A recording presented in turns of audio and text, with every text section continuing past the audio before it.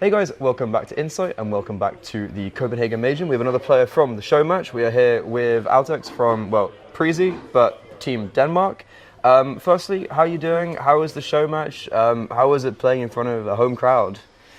Yeah, I mean, I was looking forward to it for a long time, right? To play in front of the Royal Arena. I think it was a really good experience. I really enjoyed it. It was a good time. Yeah, that's good to hear. What was your guys' actually mentality going into that? Because it seemed like you guys were, playing to win.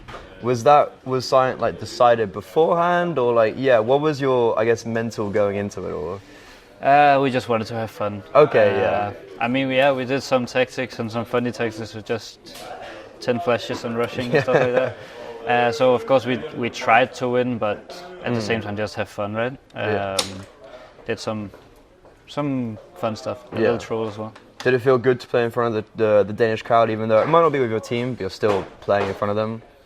Yeah, I mean, I've been looking forward to that my whole career, right? Yeah. So it was a really nice experience to finally be here. Yeah. Just very enjoyable. I can imagine it's just been cool being here and doing everything. So talking about Preasy, so you guys unfortunately failed to make the major. You were at the RMR, but for you individually, the RMR was one of the biggest steps in your career because you have obviously played like a Dallas, you've played a full finals, like you have done that stuff. But for you, I feel like the RMR was one of the bigger events you've actually played. So what was that like, not from the team's perspective, but from your perspective, going to the RMR and playing that?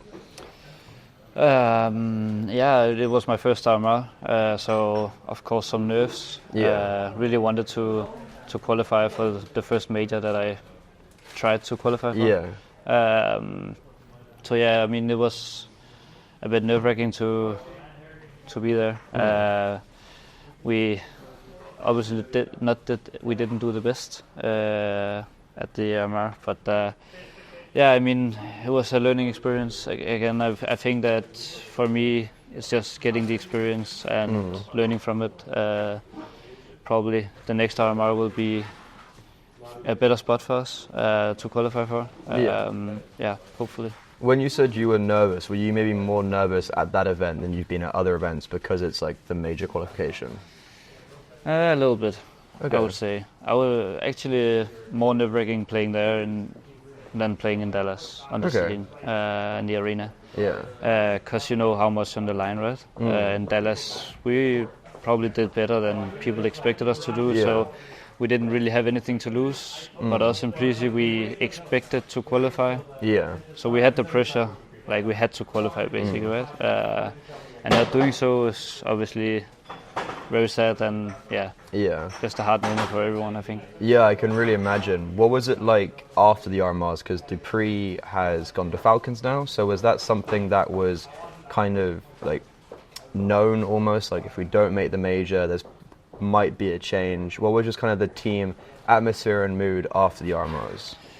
The days after was, of course, not very nice. Yeah. We were all sad and just didn't really like. We just tried to get ourselves together, right? And yeah, we had some talks with dupreeh as well because he knew that this wasn't the team that he was going to play for the rest of his career. Okay, right? yeah. So yeah, we were talking with him about that and figuring out how to handle it. And yeah, he got the offer from Falcons and told us that he really wanted that, and I think we all just respected it a lot.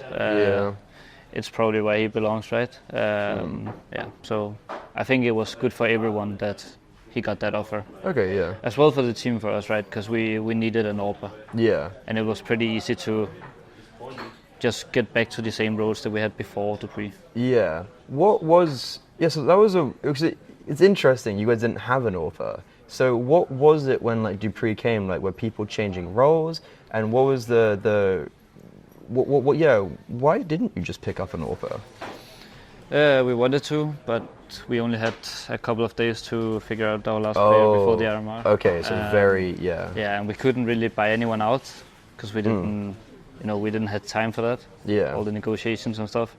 So we needed to get a free player, and there was only like maybe 3 players or something that we thought would be good enough, and dupreeh was one of them because he was also free from his contract. And yeah, of course, when you're looking at the players, it was either dupreeh or Christo maybe. Yeah.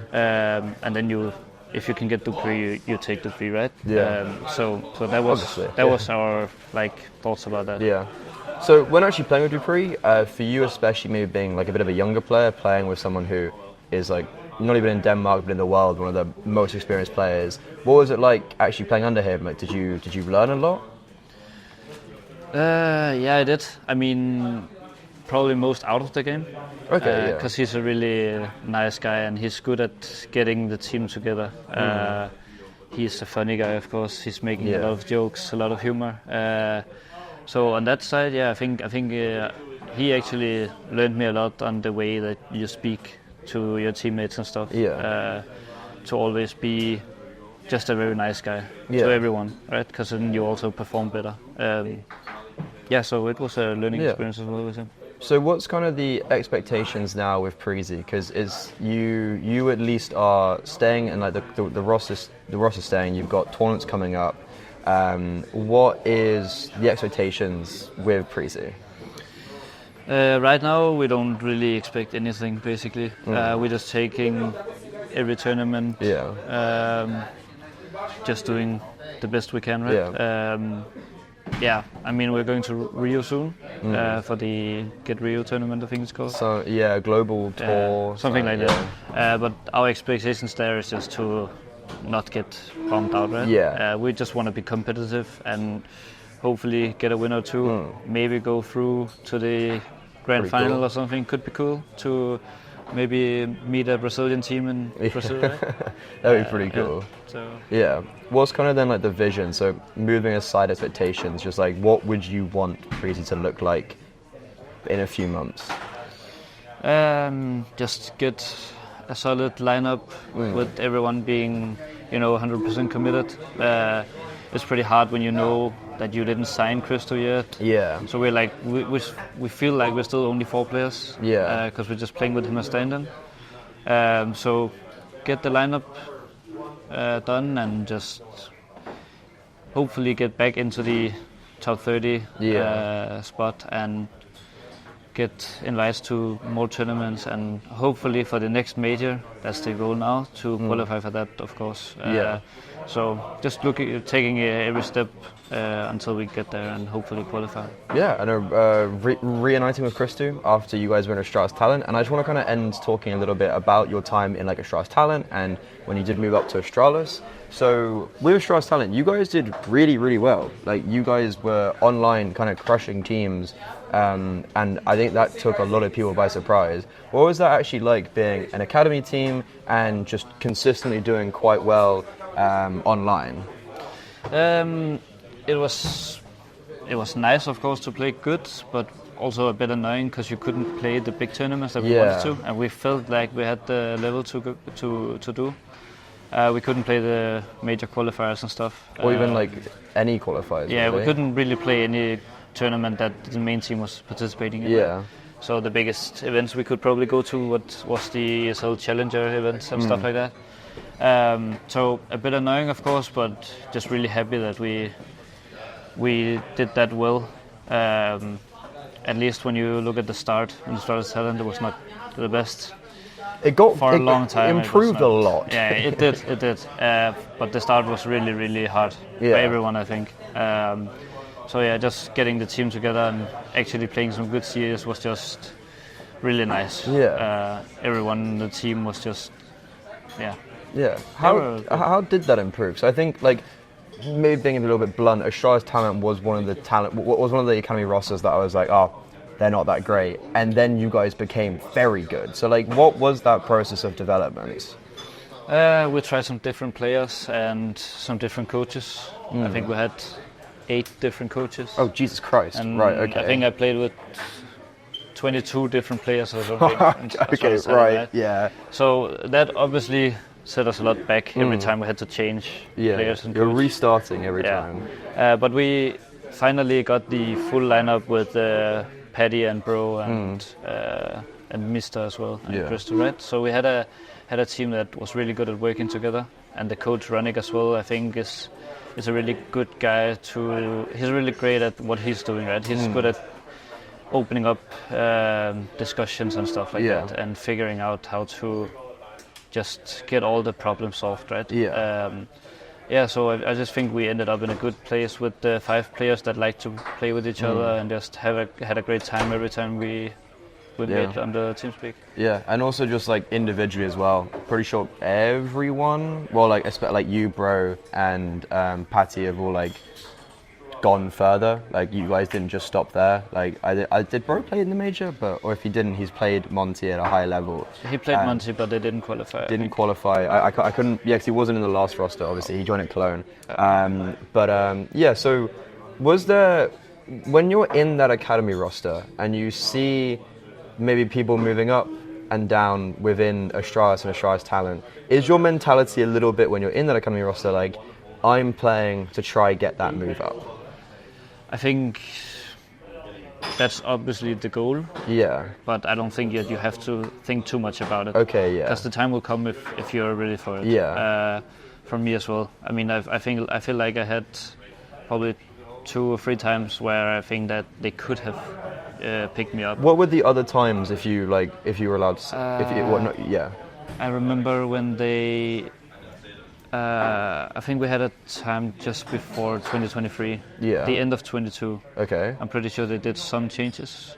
They got in. I don't remember all the players actually, but they changed players at that spot, and I felt like they could have picked me up. Yeah. I think it was Buzz actually. When they picked up. Oh yeah. Okay, that makes sense. Yeah. I mean, I'm not saying that I should have been picked up at that time, because I feel like it was you good had that the I did. opportunity. The opportunity was there, and I feel, looking back at it now, I'm really happy that they didn't do it, because the next probably 4 months with Astralis Talent went really well. Yeah. So I feel like if I didn't have that time, I wouldn't probably not perform that good on the main team if I got picked up half a year earlier, right? That actually makes quite a lot of sense. Like, you developed a lot in the stages you started winning, playing at higher levels. But so when you went onto Astralis, what was your mental there? Were you, because I know Astralis, they like to change a lot. And when you came up, were you like, okay, I have to prove myself quickly? A little bit. Of course, I knew that my spot was not. I didn't have a secure spot on the team, right? So I knew that I had to perform to stay on the team. So that obviously got a little more pressure on me. More pressure, right? But I also talked with the coaches about this, but I just had to like play every game, just play my own game, right? Yeah. If I was good enough, I would stay. If I wasn't good enough, I would probably not stay, right? So I just tried to not think too much about it. Just playing every game to win and just trying to be the best. Yeah. What are your takeaways from your time in Astralis? Because the first time you were properly in the limelight, and it wasn't just for any other tier 1 team, it was Astralis, who have a lot of fan base and haters. So what was it like, firstly, on experiencing that, and then just playing at a higher level, and what were your takeaways from that? Obviously the pressure when you're in Astralis is pretty intense, right? So that was something that you had to deal with. We talked a lot about it as well, because we knew that the pressure was there. So we're just trying to deal with it as good as we could. We had some good people behind us helping with that, the mentality thing. Playing in Astralis was just like a dream for every Danish player, right? Big organization, and it's just a name, right? Yeah. So. What was it like going to like an IM Dallas, just kind of like out of nowhere? You were in the Astralis roster, you're at full finals, IM Dallas, playing in front of a stadium. What was that like, experiencing that, and also just kind of actually physically being in the server and playing, and how did you develop? I think Dallas was a really great experience for all of us. We had some online tournament wins right before. I think we won the CCT and got second in Preasy Party. Yeah, Preasy Party was the one. And we just wanted to show that we could do that on LAN as well. And I feel like we did quite all right. I mean, beat Liquid and Cloud9. I'm pretty sure. It's pretty good. Yeah. So for me, just a great experience in Dallas. Playing on the stage as well was my first big stage. I would say. So yeah, I mean, it was just a great time. And then the news with Stair came out right after 3 matches or something. Yeah. And then everything just fell apart a bit. Yeah, a little bit unfortunate. Yeah. But all's well that ends well. I'm looking forward to see what Preasy can develop and what you guys can make for the rest of this year. But with that, thank you very much, and it's been a pleasure talking to you. And thank you very much, everybody, for listening. And make sure to tune in next for more interviews here in Copenhagen. So for that, thank you very much, Altekz. Good luck with everything, and we'll see you guys later.